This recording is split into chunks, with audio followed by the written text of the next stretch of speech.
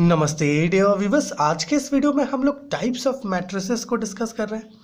देखिए, ये मैट्रिसेस का वीडियो नंबर 2 है। इसके पहले का जो वीडियो है उसमें हम लोगों ने डिस्कस किया था कि मैट्रिक्स होता क्या है। ओके, अगर आपने वो वीडियो नहीं देखा है तो आप देख सकते हैं, लिंक नीचे मिल जाएगा डिस्क्रिप्शन में। और मैथमेटिकल फिजिक्स के रिगार्डिंग और भी कई प्लेलिस्ट है, उनका लिंक भी आपको नीचे डिस्क्रिप्शन में मिल जाएगा।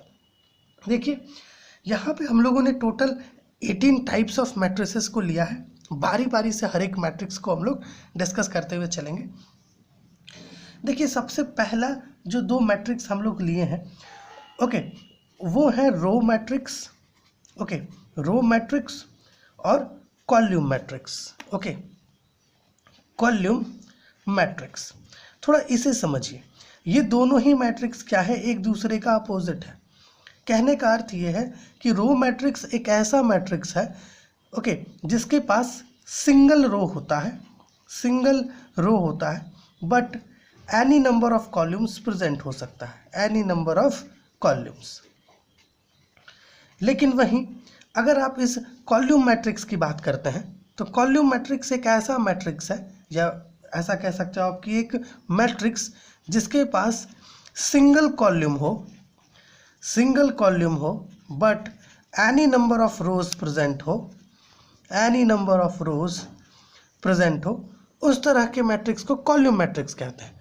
अगर आप दोनों के एग्जांपल्स की बात करो तो जैसे मान लीजिए कि ये एक मैट्रिक्स है 1 2 3 एंड 4, मान लेते हैं ये एक मैट्रिक्स है। इस मैट्रिक्स के पास एक रो है बट कॉलम काउंट करोगे तो 4 मिलेगा। ओके, मतलब ये जो मैट्रिक्स है 1/4 का, ओके, ये रो मैट्रिक्स है, इसके पास सिंगल रो है but any number of columns यहाँ पर प्रेजेंट है, 4 कॉलम्स है। अगर आप कॉलम मैट्रिक्स के लिए एग्जांपल लोगे तो आप इस प्रकार से ले लो 1 2 3। ओके, अगर आप इस मैट्रिक्स में देखो तो आपको एक सिंगल कॉलम दिखेगा बट रो कितने हैं, 1 2 और 3 रो है, मतलब ये 3 × 1 का मैट्रिक्स है ना। सो बेसिकली रो मैट्रिक्स क्या है, एक ऐसा मैट्रिक्स है जिसके पास सिंगल रो होता है but any number of columns present हो सकता है। लेकिन कॉलम मैट्रिक्स क्या है, एक ऐसा मैट्रिक्स है जिसके पास सिंगल कॉलम होता है बट एनी नंबर ऑफ रोज हो सकता है।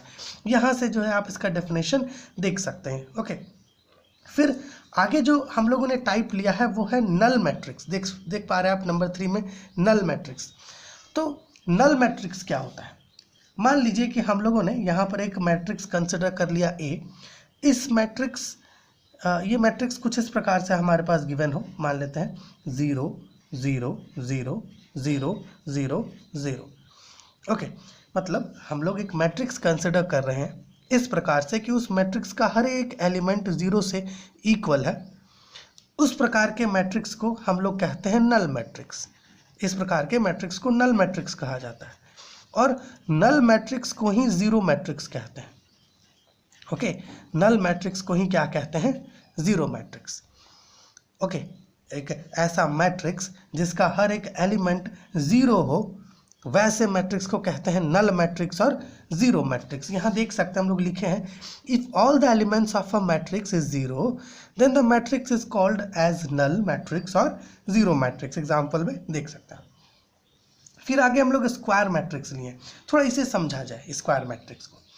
देखिए, square matrix, okay, square matrix, इसको बहुत आसानी से आप समझ सकते हैं। जैसे मान लीजिए कि हम लोगों ने यहाँ पर एक मैट्रिक्स कंसिडर कर लिया कुछ इस प्रकार से 2 2 3 4।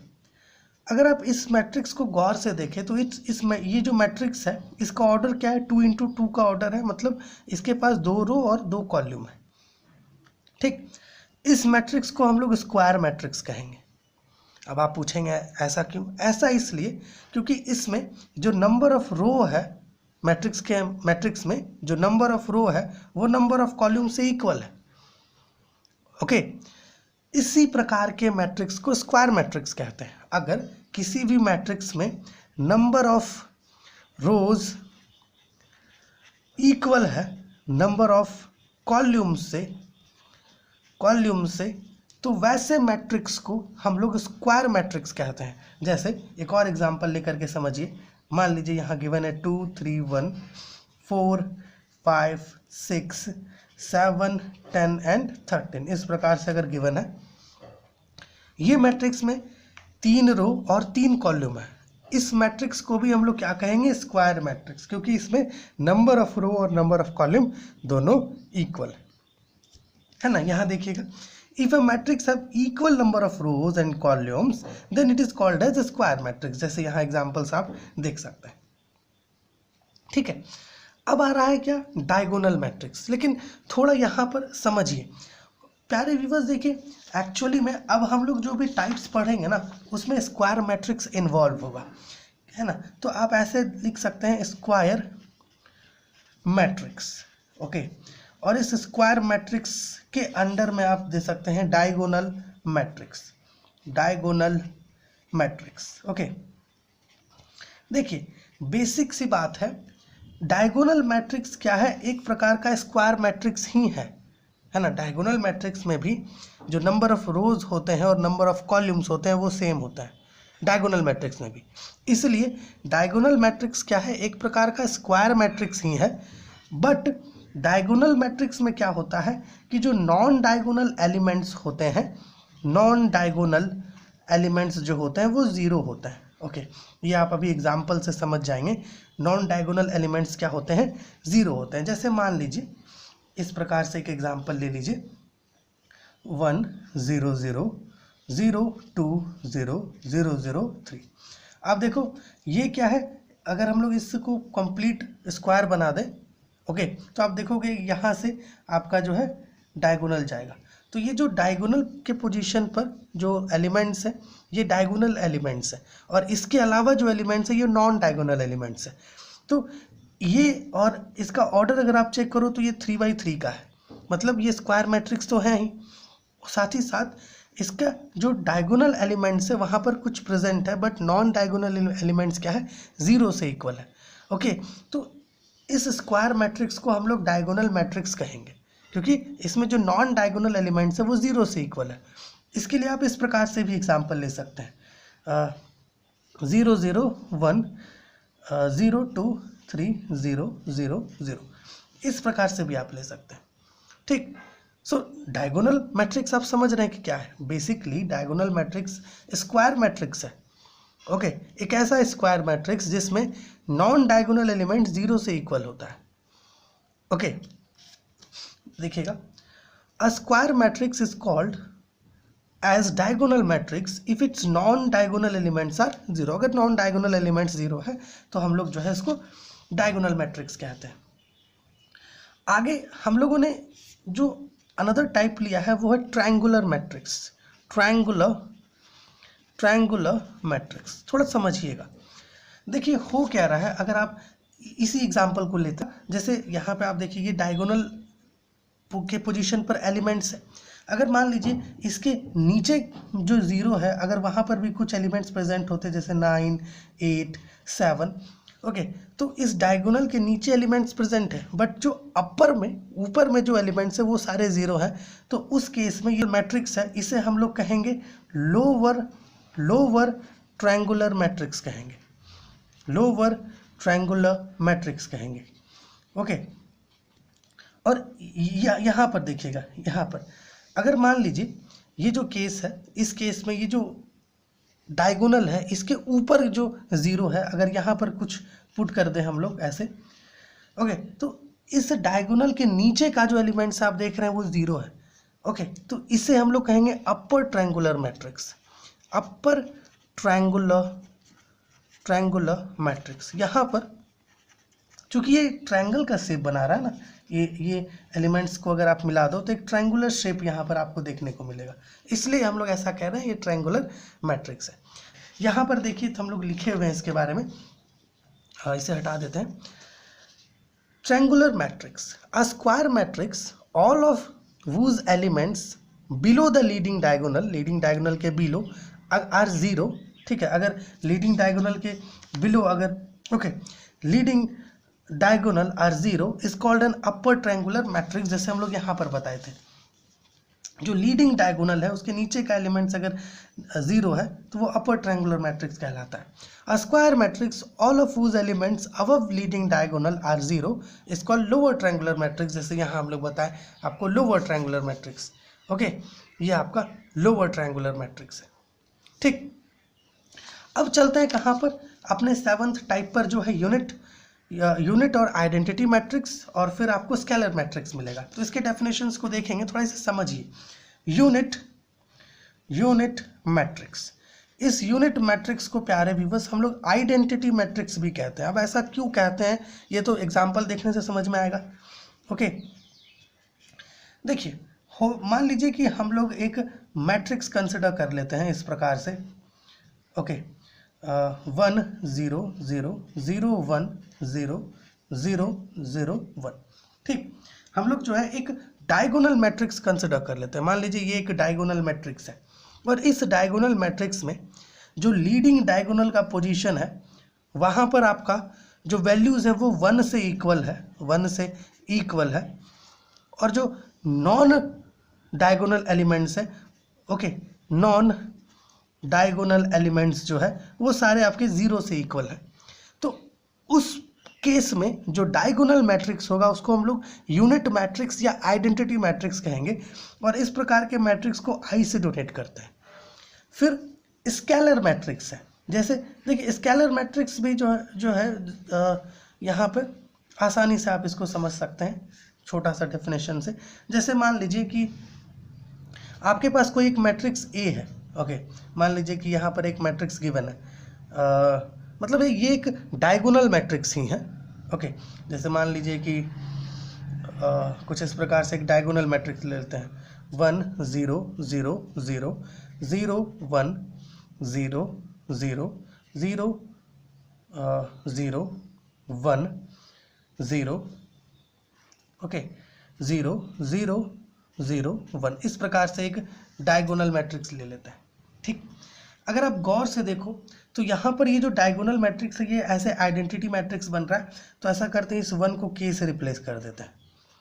ठीक, जब भी कोई डायगोनल मैट्रिक्स को, है ना, या यूनिट मैट्रिक्स को या डायगोनल मैट्रिक्स को जो भी कहो, आप उसको एक स्केलर से मल्टीप्लाई करेंगे तो क्या होगा, जो डायगोनल के पोजीशन पर एलिमेंट्स है, ओके, वो सब उस स्केलर से इक्वल हो जाएगा। ओके, उस केस में जो मैट्रिक्स है उसको स्केलर मैट्रिक्स कहते हैं। जैसे यहाँ हम लोग लिखे हैं, थोड़ा देख लेते हैं, देखिएगा, यूनिट और आइडेंटिटी मैट्रिक्स पहले देख लीजिए। A square matrix is called a unit matrix if all the diagonal elements are unity, जैसा हम लोग बताएं, and non diagonal elements are 0। Scalar matrix थोड़ा समझिए, a diagonal matrix in which, है ना, स्केलर मैट्रिक्स भी डायगोनल मैट्रिक्स है, ओके, जिसमें होता क्या है कि जो डायगोनल एलिमेंट्स है ना वो एक स्केलर से k से इक्वल है। ठीक, a diagonal matrix in which all the diagonal elements are equal to a scalar से k is called scalar matrix. ठीक, ये अपना 8वां टाइप था। इसके बाद जो आगे हम लोग थिंग्स लिए हुए हैं उसमें आपको मिलेगा transpose matrix, orthogonal matrix, conjugate of A matrix. तो चलिए इन पर भी आते हैं।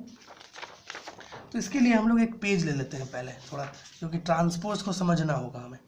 देखिए, ट्रांसपोज ऑफ मैट्रिक्स, इसको समझ कैसे सकते हैं, इसको समझने के लिए एक मैट्रिक्स लेना होगा हम लोगों को, 2 3 6 7 5 4 9 1 0। मान लीजिए इस प्रकार से हम लोगों ने एक मैट्रिक्स कंसिडर कर लिया। अब यहाँ पर ये जो मैट्रिक्स हम लोग कंसिडर कर रहे हैं, ओके, अगर इस मैट्रिक्स में हम लोग करें क्या, जो रो है उसको कॉलम से इंटरचेंज कर दें, मतलब कहने का मतलब ये है कि अगर हम लोग रो को कॉरेस्पॉन्डिंग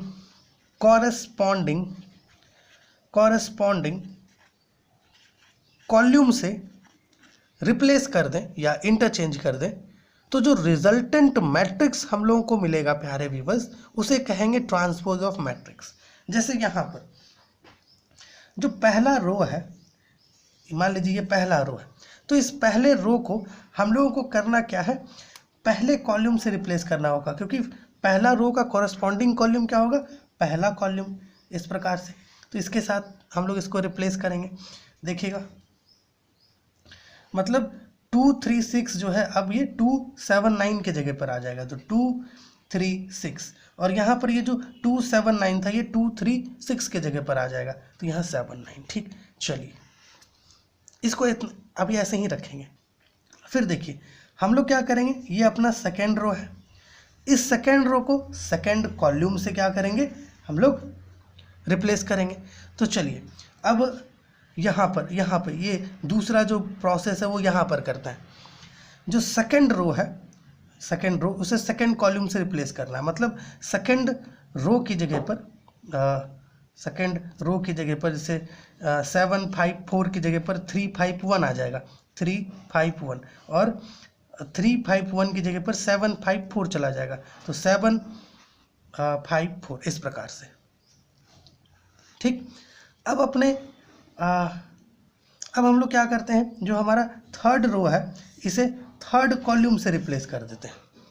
ओके, चलिए इसके लिए भी यहाँ पर एक अलग ब्रैकेट ले लेते हैं और अच्छे से आप थिंग्स को समझ पाएंगे। थर्ड रो कौन सा है, ये वाला, और थर्ड कॉल्यूम कौन सा है, ये वाला। तो मतलब 910 के जगह पर क्या आ जाएगा, 640।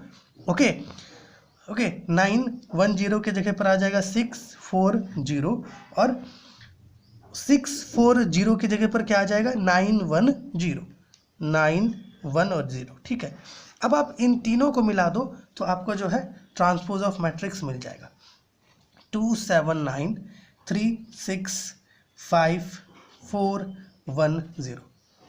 इस प्रकार से आप देख पा रहे हो कि यहाँ पर रो और कॉलम का इंटरचेंजमेंट हो गया है। इसे और इन दोनों को आप थोड़ा कंपेयर करेंगे तो आपको ये चीज़ समझ में आएगा। ओके, ये चीज़ें इसलिए लिए ताकि आप थोड़ा समझ पाएंगे किस प्रकार से हम लोग यहाँ पर रो और कॉलम को इंटरचेंज कर रहे हैं। ठीक है, so basically transpose of matrix को ए प्राइम और ए पे पावर टी से हम लोग डोनेट करते हैं। देखिएगा, if in a given matrix A we interchange the rows and the corresponding columns, the new matrix obtained is called the transpose of the matrix A and is donated by A prime और A पे power T से donate करते हैं। इसके बाद आपका आता है ऑर्थोगोनल मैट्रिक्स। चलिए इसे भी समझ लेते हैं। ओके, जैसे यहाँ पर मान लीजिए ये जो मैट्रिक्स हम लोग लिए थे ये A था, और यहाँ जो हमें ट्रांसपोज मिला ये A पे पावर T था। ठीक, अब हमारा ये जो मैट्रिक्स A है और ये जो मैट्रिक्स ए का ट्रांसपोज है, ठीक, अगर हम इन दोनों का प्रोडक्ट निकालें, मान लीजिए जो मैट्रिक्स ए था जिसका ट्रांसपोज अभी हम लोग पता किए, अगर हम लोग मैट्रिक्स ए और मैट्रिक्स ए के ट्रांसपोज का प्रोडक्ट निकालें, ओके, और इसके प्रोडक्ट का वैल्यू हमें मान लीजिए, ऐसा हम लोग मान रहे हैं, हम लोग प्रोडक्ट नहीं निकाल के चेक कर रहे हैं, हम लोग ऐसा मान करके कंसिडर करके चल रहे हैं। मान लीजिए दोनों का प्रोडक्ट आई से इक्वल हो गया, मतलब आइडेंटिटी से इक्वल आ गया। उस केस में, मतलब इस केस में इस प्रकार का कंडीशन अगर सेटिस्फाई कर रहा है ये मैट्रिक्स ए, तो इस मैट्रिक्स ए को हम लोग ऑर्थोगोनल मैट्रिक्स कहेंगे। थोड़ा समझिएगा, मैट्रिक्स ए गिवन है, आपने क्या किया, इस मैट्रिक्स ए का ट्रांसपोज निकाला और फिर मैट्रिक्स ए और मैट्रिक्स ए के ट्रांसपोज को मल्टीप्लाई किया, आपको रिजल्ट आइडेंटिटी मैट्रिक्स मिला। ओके, तो इस केस को जब ये सेटिस्फाई करेगा तब हम लोग मैट्रिक्स ए को ऑर्थोगोनल मैट्रिक्स कहेंगे। जैसे यहां पर थोड़ा देखिएगा, A square matrix A is called an orthogonal matrix if the product of the matrix A, matrix A के प्रोडक्ट की बात हो रही है, matrix A and the transpose of matrix A prime is an identity matrix. Okay, जब आप matrix A और उसके ट्रांसपोज का प्रोडक्ट निकालते हैं और आपको आइडेंटिटी मैट्रिक्स मिलता है, तब हम लोग मैट्रिक्स ए को ऑर्थोगोनल मैट्रिक्स कहेंगे। ठीक, अब चलते हैं कहाँ पर, 11th नंबर पर, जो है कंजुगेट ऑफ ए मैट्रिक्स। थोड़ा समझिएगा कंजुगेट ऑफ ए मैट्रिक्स क्या है। इसके लिए एक एग्जांपल ले लेते हैं, 1 + i 2, 7 + i 3 - 2i 1 and 0, इस प्रकार से। तो मान लीजिए ये मैट्रिक्स ए है। ओके, अगर हम लोग मैट्रिक्स ए का कंजुगेट निकालेंगे तो होगा क्या कि जहाँ पर भी प्लस का सिंबल है वो नेगेटिव हो जाएगा और जो नेगेटिव का सिंबल है वो प्लस हो जाएगा। कांस्टेंट जो भी होगा उस पर इसका असर नहीं पड़ेगा। ठीक है, तो कंजुगेट को हम लोग, कंजुगेट जो होता है मैट्रिक्स का, उसे हम लोग ए पे पावर बाहर से रिप्रेजेंट करते हैं। और ये अगर आप ए का कंजुगेट निकालें तो आपको मिलेगा 1 माइनस आई 2, 7 माइनस आई 0, 1, 3 प्लस 2i, इस प्रकार से आपको कंजुगेट मिलेगा। ठीक, बेसिकली करना क्या है, प्लस की जगह माइनस और माइनस की जगह प्लस कर देना। ये नंबर 11 था। अब आपको ले चलते हैं कहाँ पर, नंबर 12 पर। थोड़ा सा 1 मिनट, ये है आपका नंबर 12। ठीक, तो नंबर 12 का मैट्रिक्स देखिएगा, हम लोग एक मैट्रिक्स लिए ए पे पावर थीटा, आप इसको समझ जाएंगे, आसानी से समझ जाएंगे। देखिए थोड़ा सा यहाँ पर देखिएगा, बेसिकली मान लीजिए कि आपके पास एक मैट्रिक्स है ए। ठीक, क्या है, एक मैट्रिक्स ए है आपके पास। ठीक, आपने क्या किया, इस मैट्रिक्स ए का कंजुगेट पता किया। ओके, आपने इस मैट्रिक्स ए का कंजुगेट पता किया। जस्ट इमेजिन, कंजुगेट आपने इस मैट्रिक्स ए का पता किया, मतलब आपने ए प्राइम पता किया। ठीक, और कंजुगेट पता करने के बाद आपने ए प्राइम का ट्रांसपोज निकाला। ओके, ट्रांसपोज निकाला मतलब ए बार का प्राइम निकाला आपने। इसी ए बार पर जो प्राइम है, इसको हम लोग ए पे पावर थीटा मैट्रिक्स कहते हैं। ठीक, ए पे पावर थीटा मैट्रिक्स कहते हैं। यहां पर देखिएगा, हम लोगों ने लिखा है transpose of the conjugate of matrix A is donated by A पे पावर थीटा। मैट्रिक्स ए का कंजुगेट का ट्रांसपोज को हम लोग ए पे पावर थीटा से डोनेट करते हैं। जैसे ये मैट्रिक्स ए है, अगर हम लोग इसका कंजुगेट निकालें तो x minus 3, 2y minus x 0, z plus 1, 4a plus 6 है ना, माइनस 7, ये आपका क्या हो गया, कंजुगेट हो गया। फिर आप इस कंजुगेट का ट्रांसपोज निकालो तो ये आपको ऐसे मिल जाएगा, x minus 3, z plus 1, 2y minus x, 4a plus 6, okay, 0 minus 7, इस प्रकार से मिलेगा। इसी को हम लोग कहते हैं ए पे पावर थीटा मैट्रिक्स। किसी भी गिवन मैट्रिक्स का, कोई भी गिवन मैट्रिक्स का जब कंजुगेट निकालो और उस कंजुगेट का ट्रांसपोज निकालोगे तो उसको ए पे पावर थीटा से डोनेट करते हैं, उसको हम लोग कहते हैं ए पे पावर थीटा मैट्रिक्स। फिर आगे हम लोग लिए हैं unitary matrix, idempotent matrix, equal matrix, singular matrix. थोड़ा इन सबको समझ लेते हैं। देखिए बेसिकली यूनिटरी मैट्रिक्स क्या है, जैसे अभी हम लोग ए पे पावर थीटा की बात किए है ना, अगर आप इस ए पे पावर थीटा को जो ओरिजिनल मैट्रिक्स है ए उसके साथ प्रोडक्ट कर दो, ओके, और आपको इसका रिजल्टेंट आइडेंटिटी मैट्रिक्स मिले, तो उस केस में इस ओरिजिनल मैट्रिक्स ए को हम लोग यूनिटरी मैट्रिक्स कहेंगे। ओके, देखिएगा, unitary matrix, a square matrix A is said to be unitary if A पे power theta A is equal to I. फिर आइडम्पोटेंट मैट्रिक्स है, जैसे मान लीजिए आपके पास एक मैट्रिक्स बी है। ठीक, आपने क्या किया, इस मैट्रिक्स बी का बी स्क्वायर निकाला है ना, मतलब आपने इसका बी डॉट बी किया, लेकिन इसका जो रिजल्ट आपको मिला ना वो बी से ही इक्वल मिल गया, तो उस केस में इस बी को हम लोग क्या कहेंगे, आइडम्पोटेंट मैट्रिक्स। समझ पा रहे हैं? बेसिकली आपके पास एक मैट्रिक्स बी है, आपने क्या किया, बी डॉट बी अर्थात बी स्क्वायर पता किया, और आपको रिजल्ट में क्या मिला, वापस से बी ही मिल गया, तो उस केस में इस मैट्रिक्स बी को क्या कहेंगे, आइडम्पोटेंट मैट्रिक्स कहेंगे। देखिएगा, a matrix such that A square is equal to A is called idempotent matrix. फिर है इक्वल मैट्रिसेस। देखिए बेसिकली इक्वल मैट्रिसेस क्या होता है, देखिए कोई भी दो मैट्रिक्स को हम लोग इक्वल मैट्रिक्स तब कहेंगे जब दोनों मैट्रिक्स का ऑर्डर सेम हो और दोनों मैट्रिक्स में जो कॉरस्पॉन्डिंग एलिमेंट्स हो वो सेम होंगे, तो उसको हम लोग इक्वल मैट्रिक्स कहेंगे। ठीक है, और जैसे मान लीजिए दो मैट्रिक्स है ए और बी, अगर ये दोनों इक्वल होगा तो आप इसको ए इज इक्वल टू बी इस प्रकार से लिखेंगे, और इन दोनों में जो एलिमेंट्स होगा वो सेम होगा। ओके, मतलब कॉरस्पॉन्डिंग पोजीशंस पर जो एलिमेंट्स होगा वो सेम होगा और दोनों का ऑर्डर भी क्या होगा, सेम होगा। फिर आता है अपना सिंगुलर मैट्रिक्स, इसको आसानी से समझ सकते हैं। जैसे मान लीजिए कि कोई एक मैट्रिक्स ए आपके पास गिवन है, आपने क्या किया, आपको इच्छा हुआ कि आप इस मैट्रिक्स ए का डिटर्मिनेंट पता करें, आपने इसका डिटर्मिनेंट निकाला, बट उस डिटर्मिनेंट का वैल्यू आपको 0 मिल गया। तो इस तरह के केस में जो मैट्रिक्स ए है वो सिंगुलर मैट्रिक्स कहलाता है। If the determinant of the matrix is 0 then the matrix is known as singular matrix. जैसे यहाँ पर एग्जांपल में है, अगर आप इसका डिटर्मिनेंट निकालते हैं मॉड ए तो क्या मिलेगा 1 2 3 6, ठीक, इसको सॉल्व करें तो मिलेगा 6 - 6, 0 मिल रहा है, तो इसलिए ये सिंगुलर मैट्रिक्स है। अब अपने पास कुछ और टाइप्स के यहाँ पर 2 और टाइप्स हैं।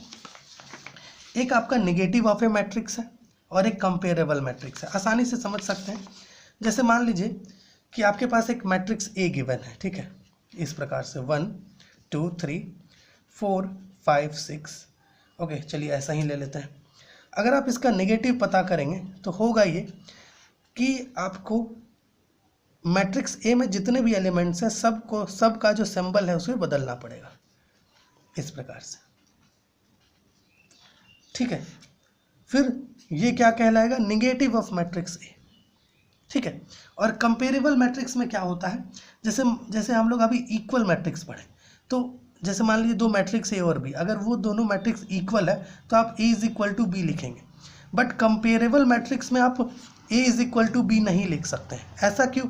ऐसा इसलिए क्योंकि 2 मैट्रिक्स कंपेरेबल है, इसका मतलब यह है कि दोनों का ऑर्डर सेम है, ठीक है, ऑर्डर सेम है, दोनों के अंदर जो कॉरस्पॉन्डिंग एलिमेंट्स है वो सेम नहीं है, ठीक है। थोड़ा देख लीजिएगा, negative of A matrix, the negative of A is the matrix minus A obtained by replacing each element of A with its corresponding additive inverse, okay, minus A is called additive inverse of A. Example में आप देख लीजिएगा, यहाँ पर ऐसे example हम लोग लिखे हैं, फाइंड माइनस ए, आप रिप्लेस करिए जो मैट्रिक्स ए में जितने भी एलिमेंट्स हैं जहाँ माइनस है, ओके, मतलब सबको माइनस पुट करिए आप, ओके। फिर comparable matrix, 2 matrices A and B are said to be comparable if they are of the same order. अगर 2 मैट्रिक्स सेम ऑर्डर का है तो वो कंपेरेबल होगा, मतलब दोनों में सेम नंबर ऑफ रोज और कॉलम्स अगर हैं तो वो कंपेरेबल है, ठीक है। उसको इक्वल नहीं कहेंगे, कंपेरेबल है, ओके। इक्वल इसलिए नहीं कहेंगे क्योंकि दोनों में जो कॉरस्पॉन्डिंग एलिमेंट्स होते हैं वो सेम नहीं होते हैं।